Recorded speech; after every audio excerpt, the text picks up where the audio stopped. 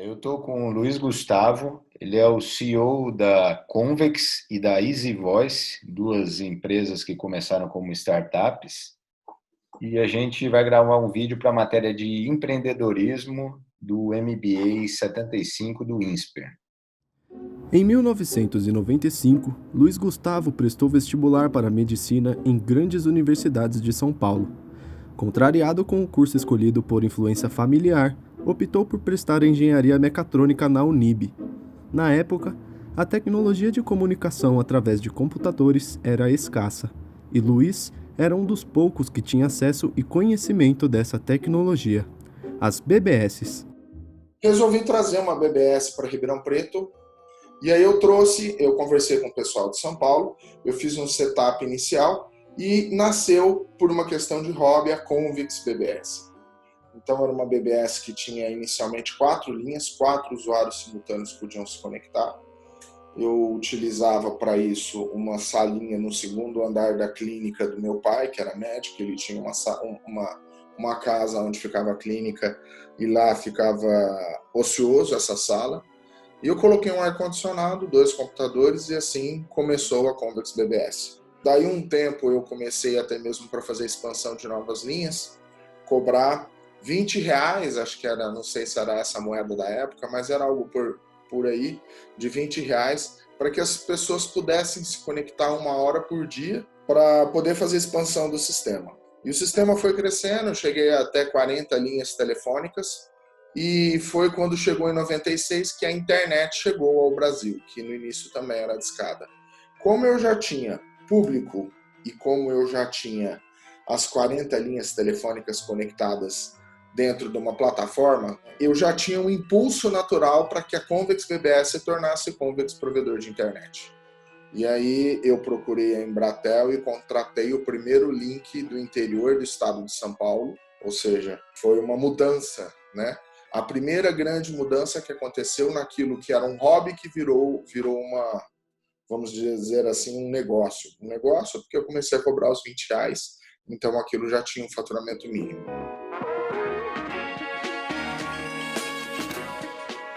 Os usuários nesse momento era aquele pessoal que comprava um computador no Carrefour X-Tudo, em que ele vinha com uma placa de fax modem e ele não sabia para que utilizar aquilo.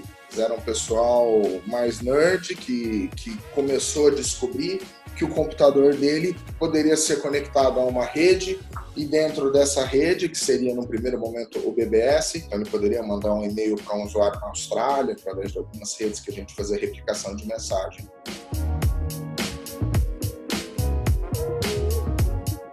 Eu me lembro até hoje que eu pegava umas folhas de papel sulfite e eu comprava uma folha amarela para dar destaque e eu imprimia numa impressora laser que eu tinha, explicando o que era, e eu saía em Ribeirão Preto, colocando principalmente em bares próximos às escolas, próximos aos cursinhos, porque era um produto que ninguém existia, ninguém sabia em 95 o que você poderia fazer com o computador, que era uma caixa preta isolada dentro do seu mundo.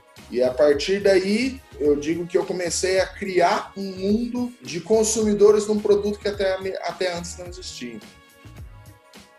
E quais os desafios que você teve que vencer para transformar o seu negócio? Começou como um hobby, num negócio em escala, até se transformando na Easy Voice, que é uma empresa de telecomunicações. Os 2 pontos. Primeiro, você entender o momento da mudança e você sempre está up to date em todas as mudanças que o mercado exige, que as novas tendências exigem. E segundo, principalmente, é você delegar. Você achar uma boa equipe, você treinar uma boa equipe. Muitas vezes eu tenho vontade, como eu tenho uma formação técnica, eu sou técnico, eu tenho vontade de eu mesmo fazer, mas a minha hora técnica é cara demais. Eu preciso ser o líder de uma equipe que faz e que deixa acontecer, que faça acontecer. Gustavo, você se considera um empreendedor por natureza e você mantém nas suas empresas uma área específica de inovação ou são tudo criações da sua cabeça que você vai idealizando e vai dando ganho de escala a essas startups? Eu acredito que eu sou um empreendedor por natureza. Eu nunca fui empregado de ninguém e eu fico com a antena sempre ligada e eu sempre aprendo alguma coisa por inferência. Entendeu? Então, às vezes eu vou conhecer uma parte fabril de uma empresa de alimento, eu vejo que alguma coisa dali eu posso utilizar no meu negócio. Mas eu conheço amigos que, por exemplo, que eles participam no processo de startup, eles fazem o começo da empresa, o projeto, levanta a empresa, consegue um investidor e quando ela está começando a andar por contas próprias, ele sai e ele parte para um novo caminho.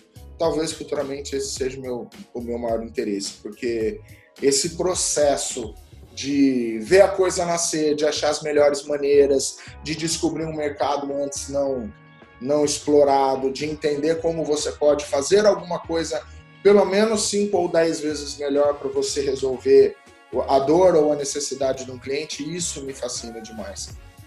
Se pudesse voltar no tempo, você faria alguma coisa diferente? Mudaria algum comportamento? Num determinado momento da Convex, eu foquei ela 100% para público empresarial. Então, eu transformei aquele que era um provedor de internet, eu fiz algumas parcerias e transformei ela num data center, porque não tinha data center em Ribeirão Preto. E esse data center, quem utiliza mais é público empresarial, que quer colocar uma máquina virtual, um servidor de e-mail. E eu acabei deixando de lado, até mesmo porque tem muito retrabalho, é muito mais complexo você trabalhar, tem muito mais suporte, muito mais investimento em mão de obra e troca de equipamento, você trabalhar com acesso residencial. E o que acontece é que eu percebi que foi um erro. Por quê? Porque hoje os provedores que estão trabalhando com FTTH, Fiber to the Home, fibra ótica até a casa da pessoa, eles estão tendo muito sucesso.